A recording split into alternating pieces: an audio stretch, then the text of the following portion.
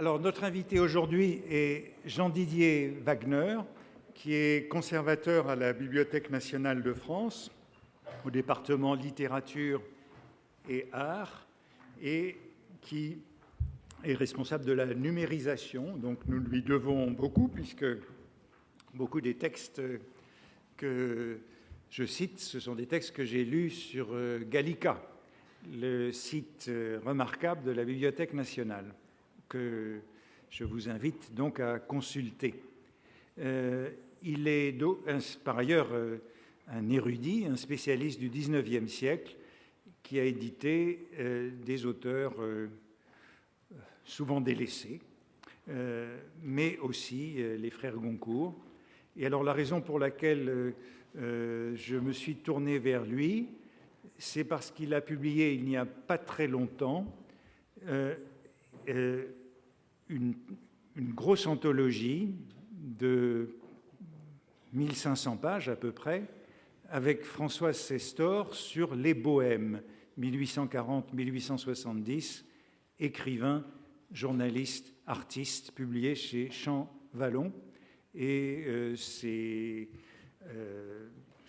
évidemment un texte qui est voisin de la réflexion que je mène sur le chiffonnage ou la chiffonnerie, en relation avec la bohème. Donc, il me semblait tout à fait pertinent de l'inviter pour parler de chiffonniers littéraires et petits journaux. Je vous remercie. Je voudrais d'abord remercier Antoine Compagnon de son invitation dans ce lieu prestigieux. Alors, j'ai donné comme titre à mon intervention « Chiffonniers littéraires et petits journaux » et il faut que je m'en explique. Si le chiffonnier a à voir avec l'industrie du papier, les chiffonniers dont je vais traiter sont des écrivains et des journalistes, plus précisément des écrivains-journalistes, donc l'épithète de chiffonnier pour les qualifier est métaphorique, ainsi que souvent péjorative. Alors pourquoi ?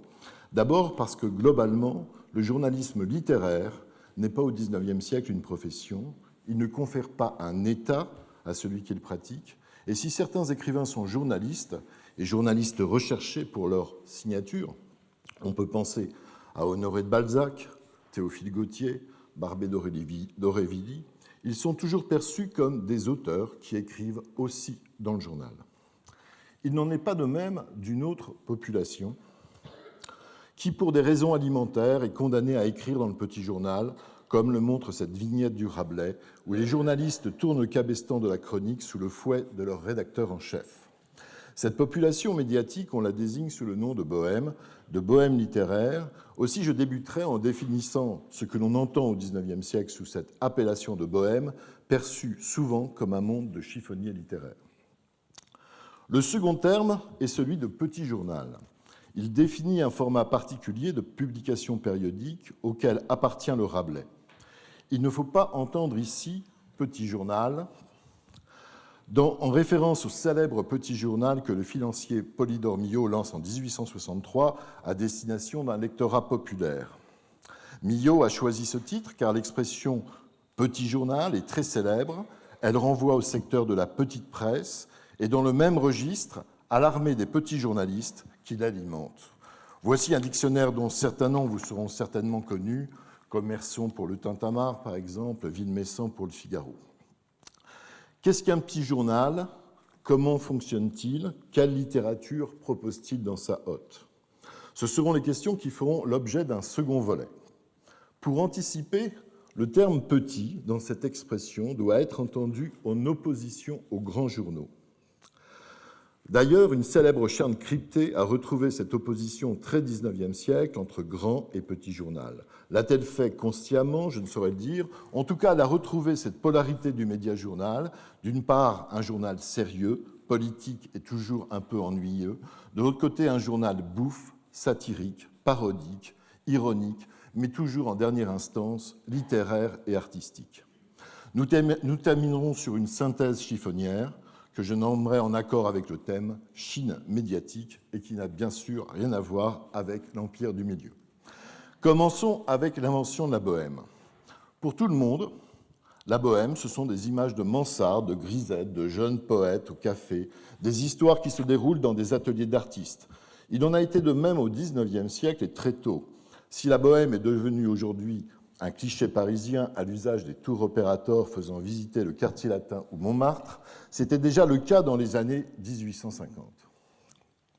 Pour l'exposition universelle de 1855, on vendait déjà un guide Paris-Bohème pour tout savoir des curiosités de la capitale et un Paris gagne petit qui décrit petits métiers et chiffonniers. La Bohème s'est imposée progressivement comme un spectacle, une mise en scène, une fantasmagorie à l'usage du public de masse, mais en même temps comme une menace ressentie par le champ littéraire. C'est ce concept qu'il s'agit d'interroger. Comme toute notion, celle de bohème littéraire réclame une définition. C'est le grand dictionnaire universel de Pierre Larousse, à nouveau, qui nous offre la plus développée. Celle-ci est anonyme, mais on l'attribue parfois et probablement à Jules Vallès. Larousse consacre plusieurs pages à l'histoire de cette notion. Il s'interroge sur le changement d'accentuation du terme, l'accent circonflexe de bohème devenant grave, et en vient à une définition non donnée par comparaison avec la vie errante et vagabonde des bohémiens, à une classe de jeunes littérateurs ou artistes parisiens qui vivent au jour le jour du produit précaire de leur intelligence. Mais au XIXe siècle, bohème est polysémique et vise trois réalités. Pour chacune, je renverrai un texte important dans l'imaginaire du XIXe siècle. La bohème bohémienne proprement dite, qui dans Paris se produit au carrefour dans des spectacles forains. On parle alors de saltimbanque. Ce sera un immense sujet de curiosité textuelle et iconographique au cours du siècle, et point n'est besoin d'en dire plus. Elle trouve son illustration médiatique dans Les Bohémiens de Dumersan, qui était à la fois conservateur aux monnaies et médailles de la Bibliothèque nationale et auteur dramatique, et son personnage de paradiste, Bill Bocquet. Ensuite, on use de ce terme pour parler de la petite criminalité dont l'emblème est une pièce, Les Bohémiens de Paris. On parle de filous, de charlatans, de petits escrocs, qu'incarne le protagonisme d'une autre pièce, Robert Macaire. Ici se trouve aussi le bohème, figure parisienne de la pauvreté, aussi célèbre que le chiffonnier, survivant grâce à des expédients et au parasitage. Enfin, c'est une représentation attachée à l'homme de lettres, aussi bien qu'à l'artiste. Je l'ai représenté à travers deux petits journaux, le Sans le sou en version autographiée et Le Bohème de Charles Pradier, qu'avec d'ailleurs consulté Walter Benjamin à la Bibliothèque nationale pour la capitale du XIXe siècle. Production propre au XIXe, la bohème littéraire qualifie l'être au monde, l'éthos, d'une génération de prétendants à la carrière littéraire et artistique à partir de la monarchie de Juillet. Ce que je vais en dire comme du petit journal se situe entre 1840 et 1870. La bohème se définit par un mode de vie en rupture avec les normes bourgeoises et déterminée par la jeunesse, la camaraderie, la vie dite insouciante et errante de ses membres. Elle constitue une contre-culture métissée avec celle des ateliers de peinture. Elle pratique la blague et la mystification, mais aussi des contre-cultures potachiques des étudiants du quartier latin qui est son véritable terroir. Pourquoi est-ce plus précisément autour de la fin des années 1830 et du début de 1840 que l'idée de bohème littéraire est formalisée et va connaître un tel développement ? À partir de la monarchie de Juillet, la société parisienne, par son attraction sur la province, accueille davantage de générations instruites qui ne proviennent pas seulement des élites ou de la bourgeoisie. Pour ces jeunes, les études offrent deux options traditionnelles, faire carrière dans le droit ou la médecine. Mais le romantisme et le saint-simonisme ont fortement valorisé la vocation artistique, la mission de l'artiste, et c'est bien en marge des études que naît un vouloir être poète, dramaturge ou peintre.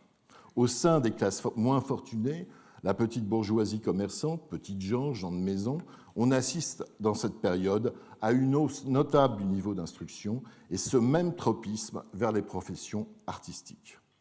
Le deuxième facteur est sociologique et politique. L'égalité des citoyens a été décrétée depuis la Révolution française, une égalité de droit, mais pas de fait. Là se trouve la source d'un malentendu. Il n'y a pas de régime égalitaire dès que l'on pose le problème en termes de disposition ou de talent. Tout le monde n'est pas Balzac ou Baudelaire. Aussi, les postulants à la vie littéraire sont-ils souvent aveuglés sur leurs capacités personnelles et vont bâtir leurs rêves sur du sable parfois. Ce sont des victimes du livre, comme l'écrira plus tard Vallès. Reste que devenir écrivain se déploie comme fantasme générationnel.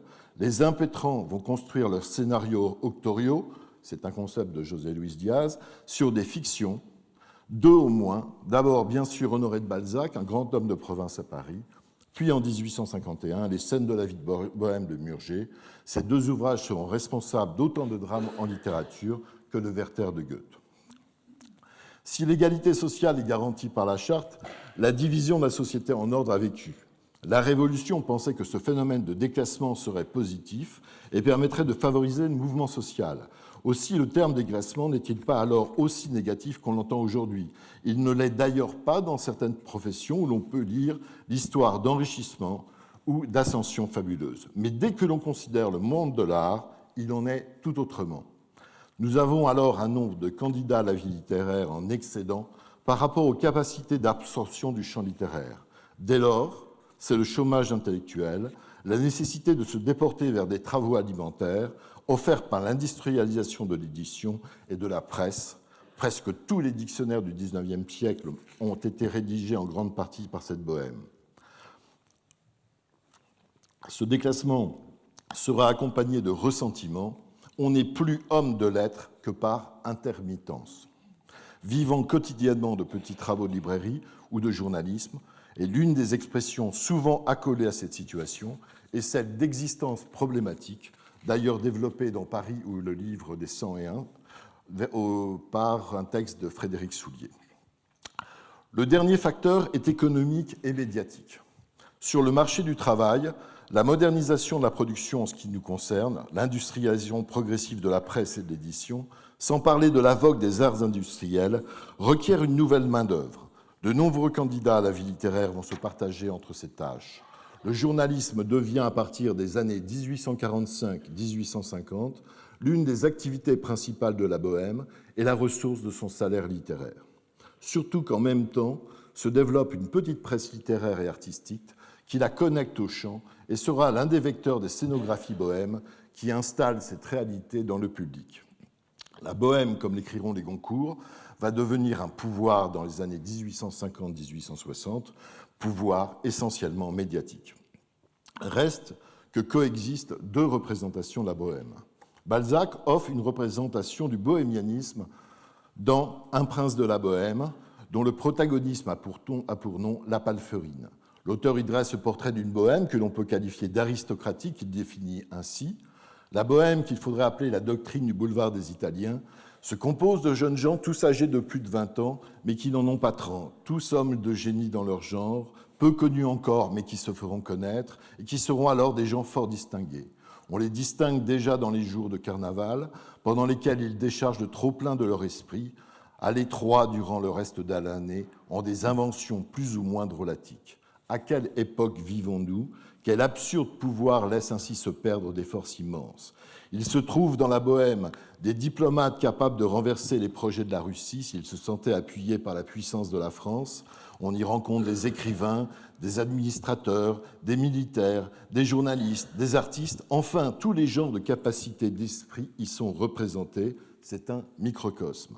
Si l'empereur de Russie achetait la bohème moyennant une vingtaine de millions, en admettant qu'elle voulut quitter l'asphalte des boulevards et qu'il la déporta à Odessa, dans un an, Odessa serait Paris. C'est le versant fashionable de la bohème que l'on pourrait baptiser de bohème dédorée, comme les blasons. Et ce passage de Balzac sera constamment repris, pastiché, et on a longtemps pensé que le personnage de la Palférine était inspiré par Alexandre Privat d'Anglemont, intime de Baudelaire, et premier véritable reporter moderne au sein du monde des chiffonniers parisiens sur lequel nous reviendrons. Mais chiffonnier littéraire renvoie à une autre bohème, la bohème en version démocratique ou prolétaire. Démocratique car elle jouit de l'égalité de droit et à ce titre de la liberté de penser et de publier. Prolétaire car elle vit une forte précarité et est perçue comme concurrente dangereuse. C'est la bohème des chiffonniers littéraires. Elle entre dans le monde des représentations sociales quelques mois après le texte de Balzac, dans une série anonyme qu'un petit journal célèbre, dont vous avez déjà parlé, le Charivari, publie dès 1842 sous le titre « La Bohème littéraire ». On y stigmatise ces quarts d'hommes de lettres, ces littératuriers, ces fléaux littéraires, comme dit le Figaro. Cette série qui sera imitée fait penser qu'elle pourrait être, à la suite de la physiologie du journalisme qui l'a précédée de quelques mois, être le projet d'une physiologie qui n'a jamais abouti à être publiée en volume, donc pas de physiologie du chiffonnier ni de la bohème. Cela reste en tout cas une hypothèse possible. En tout cas, ce texte marque pour l'instant l'entrée de l'expression bohème littéraire dans le lexique autour de 1842. Le texte pointe une classe d'hommes de lettres pauvres, déclassés, souvent ridicules, s'offrant comme de véritables journaliers de la librairie et des journaux. Nous sommes là dans le monde des chiffonniers littéraires, des bohémiens, des saltimbanques, aux marges même du champ littéraire. D'autant que dans ces mêmes années, la revue L'Artiste s'inquiète de cette poussée de prétendants à la carrière littéraire, dont l'ambition rompt avec les pratiques traditionnelles de parrainage et de légitimation telles qu'elles pouvaient avoir lieu auparavant, pensant au petit cénacle romantique. Il y a un affrontement dès lors entre une génération plus âgée qui se considère comme écrivains, hommes de lettres, et ces aventuriers hors champ, issus en grande partie des milieux de la petite presse. À partir de 1845, Henri Murger va inverser le stigmate. La bohème va s'offrir en une autre lecture et se constituer comme une mythologie du XIXe siècle, pour reprendre Roland Barthes. Premier temps, Murger publie dans un petit journal, le Corsaire Satan, journal auquel a collaboré Baudelaire, une série de courtes nouvelles sous un titre générique, Scènes de la Bohème, décrivant une nouvelle classe de candidats à l'aventure littéraire. Il va se servir de son expérience. Fils d'un couple de concierges, il s'est lié avec un groupe majoritairement composé de jeunes artistes pauvres, provenant des classes les plus humbles de la société. Ce groupe se donne comme but la réussite artistique par le travail acharné et l'acquisition d'une maîtrise. D'abord sans nom, il va être baptisé les buveurs d'eau au début des années 1840. On trouve autour de ce groupe, outre Murger, les jeunes Champfleury et Félix Tournachon, qui, surnommé Tournadar par les buveurs d'eau, prendra le pseudonyme de Nadar. Les buveurs d'eau vont se dissoudre vers 1842. Murger, Champfleury, Nadar se tournent vers la petite presse et vont s'y consacrer pleinement. C'est l'époque de la bohème de l'hôtel Merciol, dans la rue des Canettes. Elle est proche de Saint-Sulpice et on y voit toujours cette sculpture. C'est un moment où cette bohème du petit journaliste mène une existence libre, amoureuse, bien évidemment, avec accompagnement de grisette au célèbre Café Momus.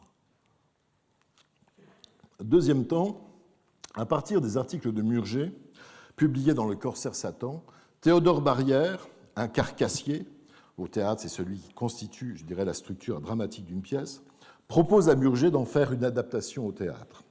Ce sera La vie de Bohème, qui va être un énorme succès. Toute la jeunesse du quartier latin, mais aussi un public plus large, va vibrer dans cette pièce mêlée de chants.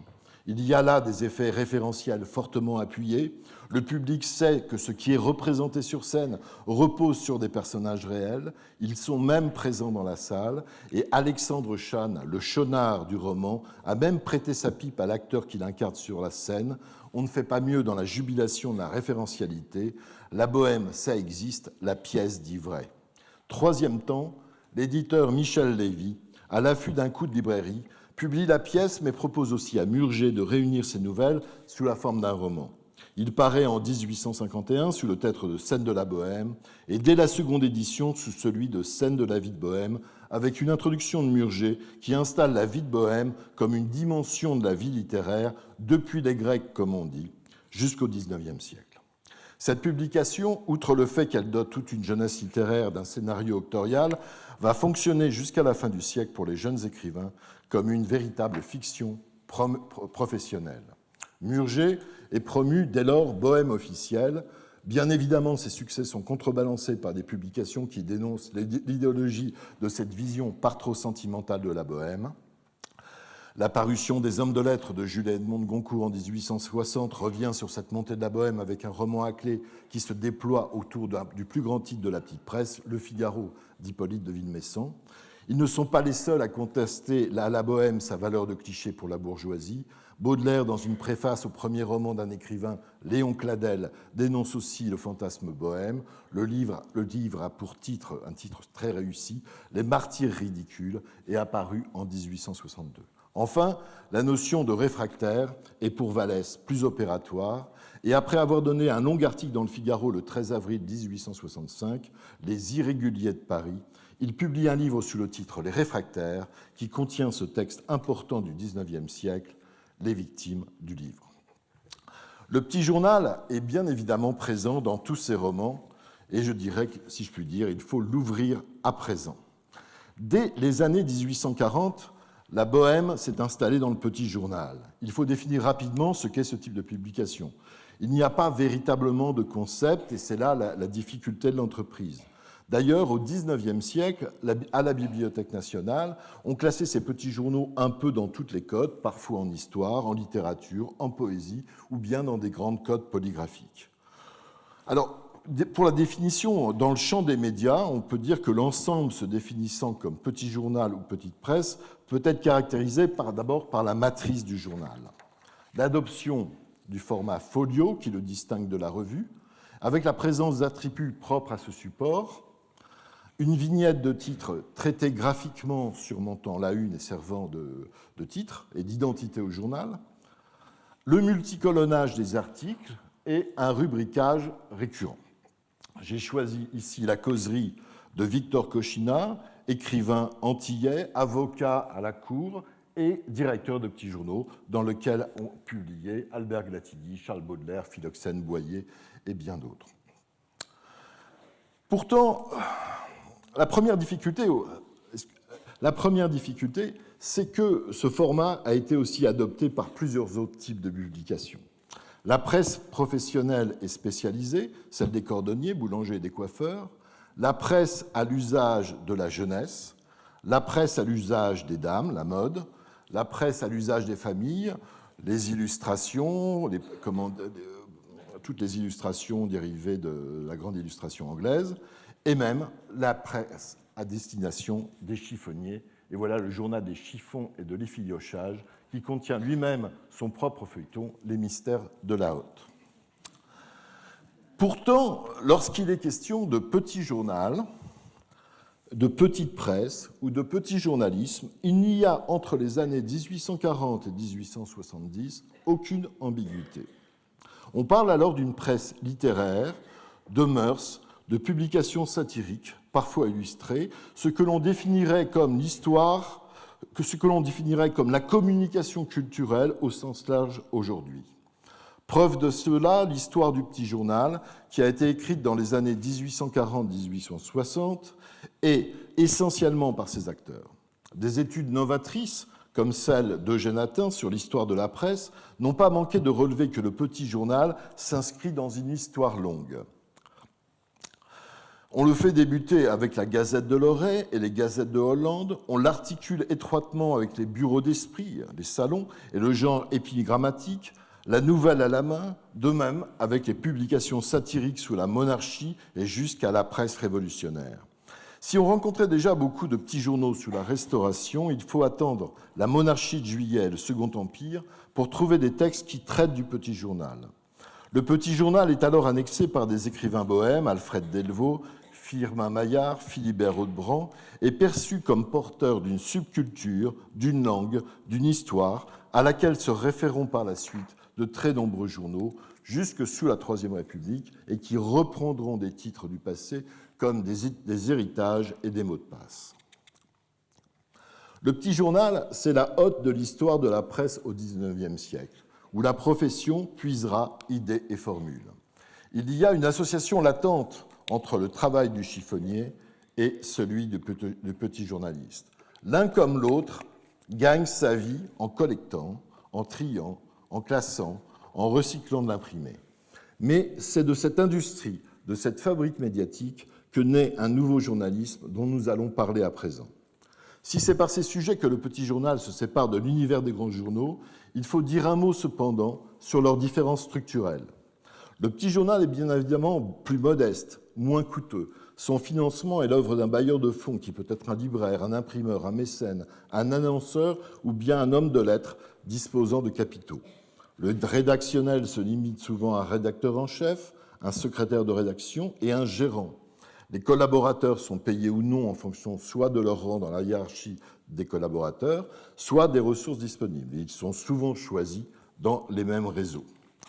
On y trouve des individualités les plus diverses, parfois une ou deux plumes plus connues, des petits journalistes quasiment professionnels et largement des pigistes qui relèvent de la bohème des lettres et des arts. La durée d'un vie d'un petit journal est largement inférieure à celle d'un quotidien. Les titres les plus célèbres n'ont duré que quelques années, mais la plupart n'ont pas dépassé la trentaine de numéros, parfois même un seul numéro spécimen. La spéculation, autant dire, dans ces entreprises est très importante.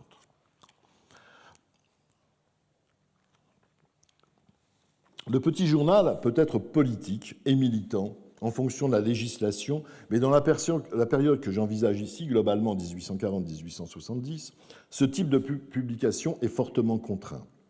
Le petit journal ne traite pas de politique ou d'économie sociale, car l'arsenal juridique est pesant.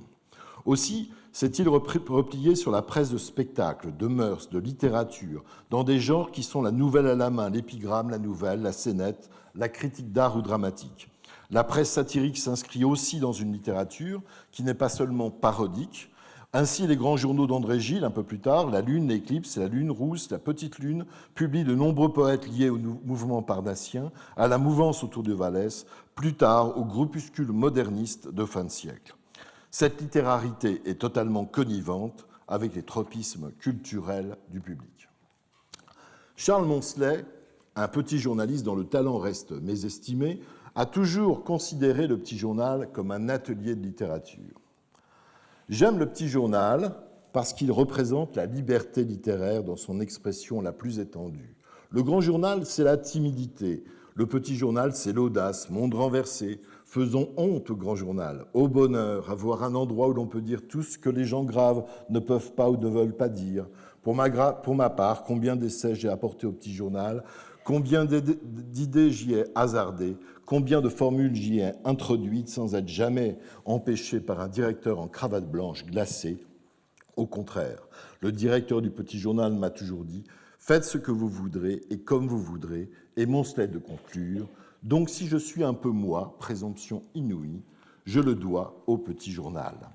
C'est dans le petit journal que s'invente la littérature qui prendra place en volume dans les librairies. C'est là que naît le poème en prose, que se déploie la nouvelle, que des formes surgissent de la fantaisie des chroniqueurs et où l'on joue même avec le médium. Deux exemples, la une du journal Paillasse, qui reprend le décor en damier de la toile d'une paillasse, et un numéro du Hanneton, bleu ciel, pour commémorer l'ascension du ballon de Nadar, le géant. C'est la langue qui reste un fort marqueur. Elle s'est construite contre celle des grands journaux et dans les langues maternelles de ses acteurs, celle du vaudeville et de la physiologie de la littérature panoramique. Ces écritures se métisseront dans la petite presse, mais face à une forte concurrence de titres, la langue de la petite presse a dû constamment se reconfigurer, innover, jusqu'à se pasticher, se parodier elle-même, tombant parfois dans une circularité névrotique. Aussi, est-ce le paradoxe qui la caractérise le plus, avec des personnalités comme Aurélien Scholl, Rochefort, Vallès, démonter la doxa en la décalant vers le rire et souligner les ridicules du siècle, comme Diogène oppose son cynisme à Athènes, telle est la tâche du chroniqueur. Un Diogène dont la lanterne et le bâton passent entre les mains du journaliste chiffonnier parisien. Le chiffonnier est perçu comme un Diogène moderne. Le journaliste se veut lui aussi Diogène et le journaliste rejoint ainsi le chiffonnier. Si l'on a vu le caractère insultant de l'expression chiffonnier littéraire, Jules Janin se l'approprie et imagine l'écrivain en chiffonnier de lui-même, collectant ses mots, ses impressions, ses sentiments. Hôte et carnet à la main, je dirais, les Goncourt commencent alors à recueillir ce qui fait une vie d'écrivain. Mais c'est probablement dans le rapport qu'entretiennent le chiffonnier et le petit journaliste avec Paris, la grande ville, que les deux figures se superposent. Appartenant toutes les deux à des petits métiers, ils font partie de la même culture urbaine. D'ailleurs, le métier de chiffonnier est souvent celui des déclassés. L'un et l'autre ouvrent Paris au lecteur, non le Paris officiel, mais des petits paris. Le monde du petit journal entretient ainsi une forme d'harmonie avec le petit au sens 19e. L'opposition entre grand et petit structure ce monde, grand et petit théâtre, petites et grandes actrices, grands auteurs, ce que l'on nomme les illustrations, les hommes du jour, et les petits auteurs, les minoresses, la bohème, les grandes villes et petites villes, grandes industries et petits métiers, plus largement entre ce qui est premier et second, central et latéral, officiel et officieux, jusqu'à la plèbe dont parle Michel Foucault. Mais c'est l'art militaire qui est souvent utilisé comme métaphore pour parler du petit journalisme. On parle constamment des francs-tireurs ou des tirailleurs du petit format, des irréguliers de la littérature ou de l'art. Si ces métaphores sont souvent reprises tout au long du siècle, c'est qu'elles sont reliées à la notion de petite guerre, qui désigne la guerre en petit, la guerre de harcèlement, la guérilla. Bien évidemment, il y a aussi le petit article, véritable marchandise médiatique, comme on dit, article de Paris. Alors, je ne lirai pas tous les extraits. Chiffonnier et journaliste sont deux petits métiers, et Edmond Texier, qu'a déjà cité Antoine Compagnon, reprend une ancienne de la petite presse à ce sujet. Je me demande si l'homme qui apporte aux journaux les faits Paris neufs n'exerce pas un petit métier. Et je réponds affirmativement, il bat le pavé du matin au soir pour surprendre le fait qui, plus ou moins rédigé, lui rapportera de 2 francs à 2 francs 50 centimes. On le rétribue à raison de 2 sous la ligne, mais au-delà d'un certain nombre de lignes, il crève. Je veux dire que les lignes excédant la limite déterminée ne lui sont pas payées. Il faut donc qu'il condense son petit drame. Il est vrai qu'on tient moins à l'authenticité du fait qu'à la façon dont il est représenté. Là, comme presque partout, c'est plutôt une question de sauce que de poisson, et un fournisseur de faits Paris ordinaires a toujours un accident en réserve au bout de sa plume. On trouve souvent ce type de remarques. Il existe dans Paris des artisans journalistes dont la plume est un crochet et dont le feuilleton est une hotte, dans laquelle ils entassent précieusement toutes les ordures qu'on jette des magasins littéraires. Celle-ci est anonyme dans le Satan, elle est probablement de Petrus Borel. Elle vise un de ses collègues, peu importe. Cette armée de petits journalistes décrit Paris, ses rues les plus déshéritées comme ses boulevards éclairés au gaz. Le tintamarre s'est même imaginé un chiffonnier attitré à la rédaction. Vous l'avez ici en caricature. Il se nomme Bitume et publie dans le tintamarre ce qu'il a trouvé dans Paris. C'est bien évidemment généralement des nouvelles drôles et, je dirais, des paradoxes et des épigrammes. La littérature panoramique, et je reviens sur ce qu'a dit tout à l'heure Antoine Compagnon, je repasse derrière lui, avait repris à Lesage son diable boiteux qui soulevait les toits des maisons pour y révéler ce qu'il s'y passait. Le diable à Paris troque sa fourche pour une hotte et un crochet, et cette figure va connaître un destin important et offrir aux petits journaux l'occasion de nombreuses variations sur un titre qui est promesse de révélation sur la capitale. Voilà toute une déclinaison de titres autour de la figure du diable. Le chiffonnier forme avec le journaliste une figure pleine d'électricité mentale, comme dirait André Breton, ou l'Aragon du paysan de Paris. Même pratique quasi anthropologique de la flânerie, de la glane, de la cueillette, de la chasse, de la collection, même regard de sémiologue, même exaltation de l'aventure sur fond souvent de mésaventure. Aussi, au moment de la ruée vers l'or, en Californie, on en vient à comparer Paris à un placeur, tandis que les Anglais, eux, surnomment leur chiffonnier Goldfinder, chercheur d'or. La petite presse va produire une masse importante de textes dans la tradition des tableaux de Paris, des pathologies de la vie quotidienne, des physionomies de la population parisienne. De fortes solidarités rapprochent petits journalistes des populations marginales. Se multiplient les textes de type flâneur, chiffonnier, avec Alfred Delvaux, La Bièvre, Les Dessous de Paris, Les Heures parisiennes, Charles Moncelet, Les Tréteaux de Paris et Alexandre Privat d'Anglemont, dont il faut maintenant parler. Le monde de la bohème, du petit journal et des chiffonniers littéraires ne peut laisser de côté la silhouette d'Alexandre Privat d'Anglemont, qui, après avoir été un véritable prince de la bohème, dilapidant sa fortune, est devenu si pauvre que les truands du faubourg Saint-Marceau s'excusaient d'avoir tenté de dévaliser. C'est un héros de la vie moderne, vivant l'instant, vagabondant dans la ville, à l'affût de toutes les épiphanies.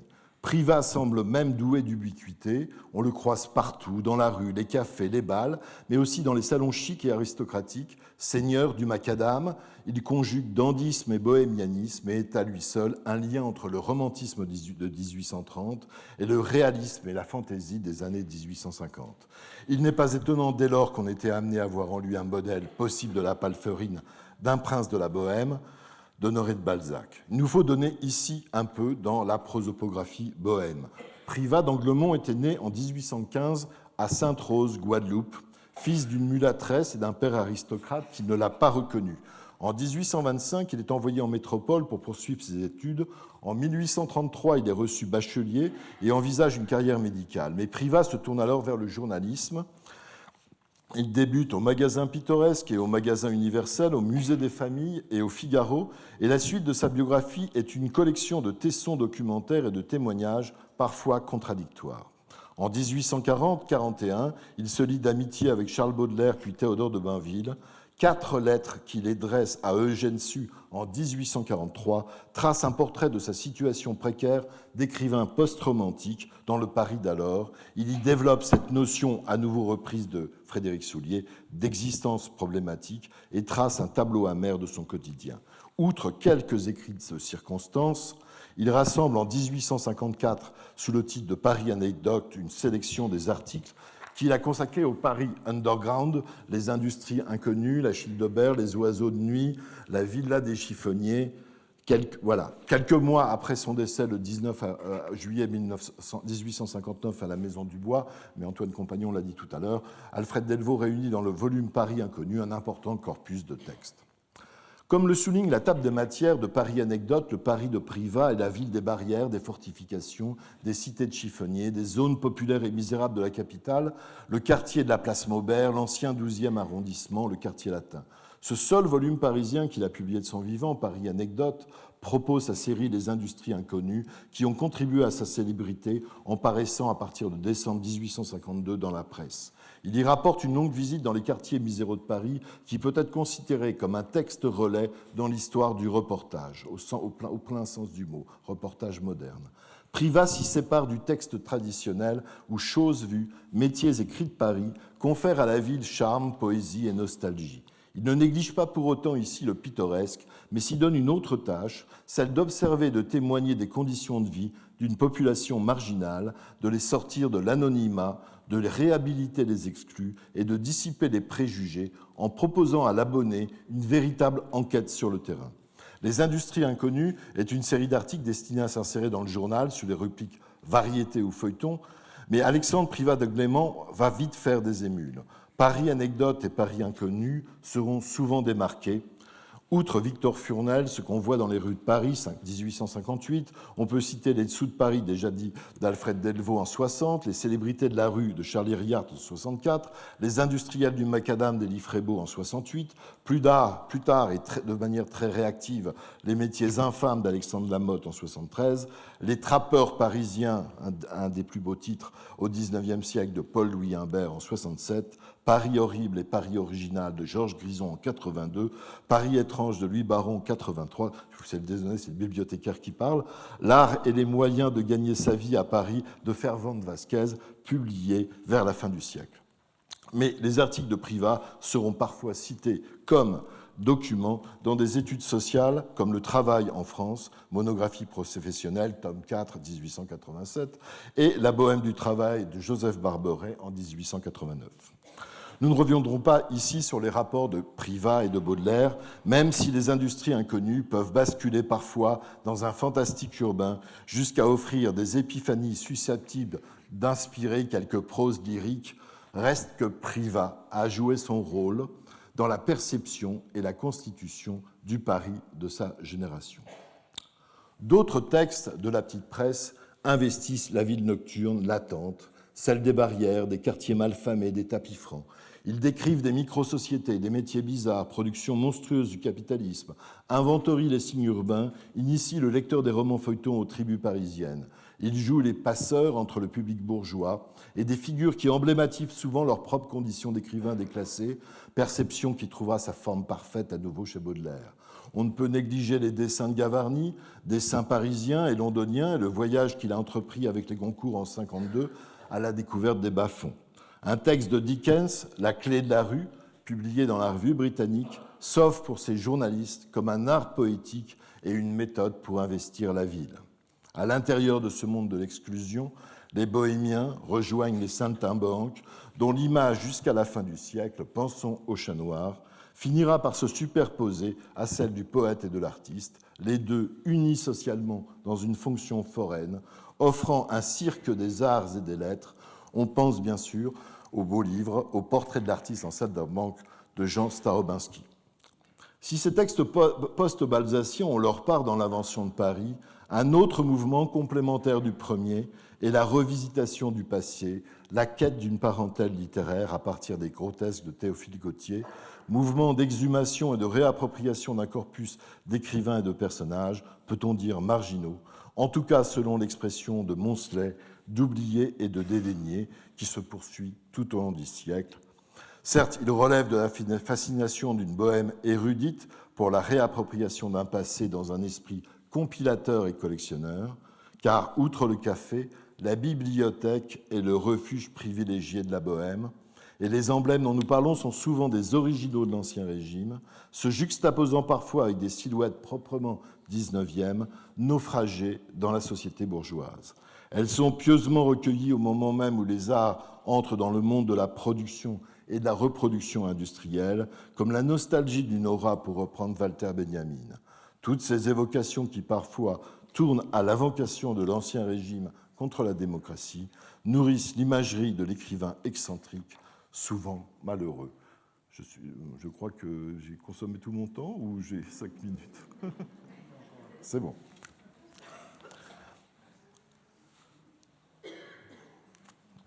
J'ai 2 images encore. Cette démarche trouve son texte générique dans la nouvelle d'Étienne de Jouy, Le chiffonnier littérateur, histoire d'un chiffonnier qui semble échapper d'un conte d'Hoffmann et qui compose une encyclopédie borgésienne avec les papiers trouvés dans la rue. On pense aussi au chiffonnier de la mascarade de la vie parisienne de Champfleury, qui se bricole un musée avec des affiches mises au rebut. Pour terminer et saluer Vincent Lenné, qui je crois viendra parler ici même, on peut joindre à cet imagier chiffonnier cette allégorie de la revue anecdotique travestie en chiffonnière dans l'affiche imaginée par Célestin Nanteuil pour la même revue. Et dans ses mémoires inédits, le rédacteur en chef, Loredan Larchet, la décrit ainsi. Dans le fond s'épanouissait une bande d'excentriques, poètes insensés, bas bleus à nez culottés, rapins incompris, savants cocasses, piquant du crochet au bas du mur où s'amoncelaient leurs produits, une chiffonnière idéale, envoyée le plus drôle à sa hôte, en souriant avec malice. Ses ailes symbolisaient la rapidité de l'information. Son écharpe légère et flottante annonçait la nécessité de gazer certaines choses. Sa manœuvre symbolisait à merveille notre spécialité. Quant à cet hors-texte, le second, que Firmin Maillard, bohème, bibliographe, sous-bibliothécaire à la Sainte-Geneviève, a joint à son ouvrage sur les publications de la rue pendant le siège de la Commune, un chiffonnier ramasse tracts et journaux et réaffirme ce que soutenaient déjà Alfred Delvaux et l'éditeur Poulet-Malassis, qui décollaient et collectaient en 1848 les affiches révolutionnaires pour les conserver. Ça, c'est de l'histoire. En conclusion, si ces petits médias, longtemps délaissés, ont pesé dans le champ littéraire et artistique, c'est qu'ils ont été un espace hors barrière de création discursive et graphique et ont constitué une opportunité pour ces artistes marginalisés par le déclassement social, mais aussi globalement par une pratique artistique au sein d'une société marchande et industrielle. Une culture des marges et du recyclage obsède ce monde. Cela se déploie d'abord dans la continuité de l'esthétique excentrique du romantisme de 1830, et la seconde est liée au moins à 2 choses. D'abord, au modèle d'une économie souterraine dont Paris inconnu d'Alexandre Privat d'Anglemont offre une description qui a amené à fondre les figures du chiffonnier et du journaliste Walter Benjamin, comme du chiffonnier et du poète lyrique Baudelaire.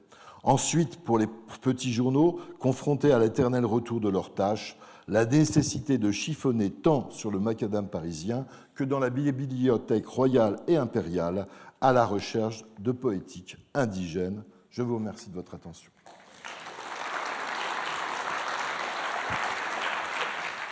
Merci beaucoup pour ce bel exposé qui a bien fait le tour de cette question, hein, chiffonnage et petits journaux. J'avais souvent pensé que la fortune du mot reportage en français, qui a pris très très tôt, était liée à la proximité avec le mot rapportage. Le reporter est un rapporteur. Et on a joué avec cette proximité dans la langue familière. Hein. Le rapporteur, c'est encore une fois le mouchard ou le délateur. Et parce que le mot est très rapidement pris en français, reporter. Appuyez sur... Pardon. Tout à fait. Et puis, dans le Baudelaire de Benjamin, lorsqu'il parle de bohème, d'ailleurs, il parle de la bohème de la conspiration, c'est-à-dire de celui qui va trahir, qui va rapporter, etc. C'est tout à fait vrai. Et en fait, toute la petite presse est un univers du rapportage. C'est un univers même qui va jusqu'à la délation, il faut le reconnaître. Certains pratiquaient le chantage vis-à-vis des actrices, en disant si vous ne nous payez pas, d'une certaine façon, on montera une cabale contre vous, une cabale bien sûr imprimée. Donc ce n'était pas un univers qui était, comment dire, très fréquentable. Mais le rapportage, oui, très important à l'intérieur de la petite presse, surtout, par exemple, le Figaro de Villemessant, les nouvelles à la main, tout cela, on rapporte immédiatement. Et on va même jusqu'à essayer de se procurer des correspondances privées pour les publier à l'intérieur du journal le même jour, quoi.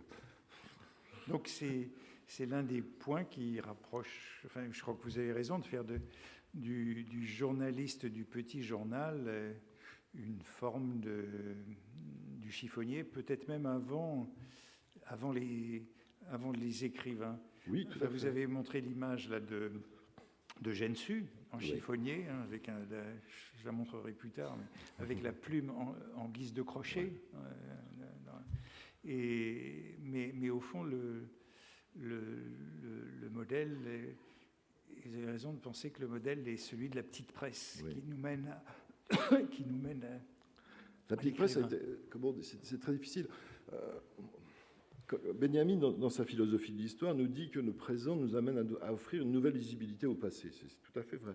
Si l'on compare la révolution numérique aujourd'hui avec la révolution médiatique de l'époque, on s'aperçoit que l'émergence de la petite presse correspond un peu, d'une certaine façon, à la nécessité de se construire des sites identitaires, de se construire, je dirais, pas des blogs, bien sûr, c'est assez anachronique, mais de se construire des identités sous forme imprimée, puisque l'imprimé, ils sont à l'intérieur d'une révolution d'imprimé, dans une révolution du journal, comme ce qu'a dit Dominique Khalifa et Alain Vaillant dans l'article sur la civilisation du journal. Ils collent vraiment ils ont le support, ils utilisent le support qu'ils ont à leur disposition pour faire de la littérature pour les uns, pour faire du rapportage pour les autres. Et alors, ce qui est intéressant aussi dans ce que vous avez montré, c'est cette reprise même. Je suis content que vous ayez insisté sur Privat d'Anglemont, parce que ça paraît... Ce qui est un grand mystère. En effet, les textes parmi les plus beaux, hein, dans cette étude des petites industries. J'avais cité tout ce qu'il y avait sur ce quartier, hein, sur le Clos de Latran, là, juste en face. Et effectivement, c'est lui qui en parle, c'est lui qui en parle le mieux. Il a créolisé Paris. On a l'impression qu'il a créolisé Paris, c'est-à-dire qu'il a il fait un Paris en village, mais un vrai village. C'est-à-dire, alors qu'on parle de chiffonniers ou de petites industries, lui nomme les gens, raconte leur histoire, je dirais, s'installe pratiquement dans le quartier. Et c'était un quartier dangereux parce qu'il est arrivé à un autre personnage, Marc Trapadou, qui a voulu faire une enquête sur le marché du chiffon, d'être obligé de se faire, protégé par des gens du milieu, parce que c'était un univers qui était quand même un petit peu trouble. Et Privat d'Anglemont, je dirais, naviguait aussi bien entre les salons, pas de la grande aristocratie, mais de la petite aristocratie parisienne, et les bas-fonds de Paris. Et ce personnage a été, je pense toujours, ce type de personnage, quelqu'un comme Jacques Vacher pour le surréalisme, vous voyez-vous, quelqu'un qui va tout d'un coup révéler une sorte de maître à penser, une sorte de... Ou Villiers-l'Isle-Adam, qui, lorsqu'il s'asseyait au café, commençait à parler, tous les petits symbolistes autour de lui étaient là en train de l'écouter et de noter tout ce qu'il disait. À chaque fois sortait une idée de nouvelle, de poème, etc. Et Privat d'Anglemont était un personnage comme ça, c'est une légende, et je crois s'il y a deux grands bohèmes au XIXe siècle, il y a Murger, mais je mettrais bien avant Privat d'Anglemont, ça c'est sûr. Et puis comment dire, le fait qu'il fréquente Baudelaire, qu'il fréquente Banville, on ne sait jamais qui a copié l'autre en fait. On a retrouvé un chercheur qui s'appelle Willy Allant-Lima, qui est un spécialiste de Privat d'Anglemont et de la littérature caraïbe, a retrouvé une nouvelle qui s'appelle La Grande Coquette, et qui est le modèle de la Fanfarlot. Et il l'a soumise à l'époque, dans les années 1980, à Claude Pichois, qui faisait l'édition de la Pléiade, et il était un peu interloqué. Voilà, Privat d'Anglemont est un mystère, mais un mystère poétique en fait, un mystère qui invite à la lecture, invite à le lire. Ça se lit très très bien, je dirais, ça se lit toujours. C'est d'une inventivité constante. Mais il faudrait qu'on le réédite. Voilà. Il faudrait qu'on le réédite.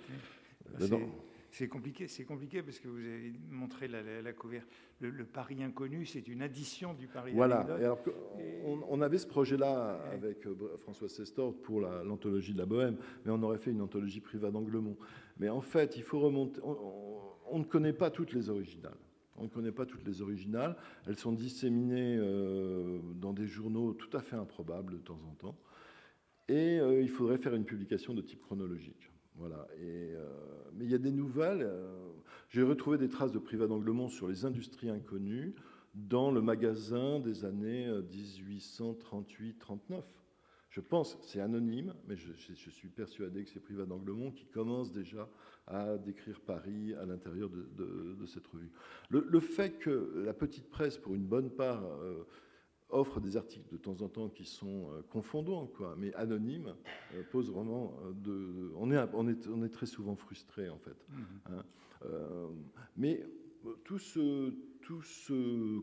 Paris, moi je pense au livre L'Invention de Paris, au livre Les Deux Paris aussi, qui sont de très beaux livres. En fait, Paris s'invente essentiellement dans cette presse, parce que tous les journalistes de cette presse sont à la fois des vaudevillistes, et ça c'est très important pour le nombre de scénettes qu'il y a dans la petite presse, de revues de fin d'année qui sont généralement très drôles. Même Verlaine en a fait, je dirais, dans la presse de Le Guillois dans les années 70. Tout cela, d'une part, et deuxième part, parce qu'ils sont tous aussi dans la littérature panoramique, comme vous l'avez dit tout à l'heure, dans la physiologie. Donc il y a une sorte de melting pot de gens. C'est vraiment une fabrique de littérature qui est difficilement, je dirais, on commence grâce à la numérisation aujourd'hui de pouvoir la dépouiller. Mais on me demande souvent combien il y a de petits journaux, c'est très difficile à estimer, combien il y a de petits journaux, je dirais, utiles, intéressants, c'est quelques centaines. Maintenant, de petits journaux qui répètent d'autres petits journaux ou des tentatives, j'ai parlé des journaux spécimens. On a des journaux, par exemple, le même journal, le même jour, avec des titres différents. En fait, la personne décidait, comme du merchandising, disait quel titre va marcher le mieux, et puis on prendra le titre qui marche le mieux pour le vendre. C'est-à-dire que dans cette civilisation de la réclame et du puff, dont Barnum est en fait le grand héros, ils ont inventé pratiquement la société contemporaine. Ils ont épuisé toutes les possibilités du média un petit peu très très tôt. Et ensuite, après, ils se répètent. Ils ont tendance, bien évidemment, à se parodier, à se pasticher, à se répéter. Bien, écoutez, merci beaucoup pour cette présentation. Je crois que c'était très utile.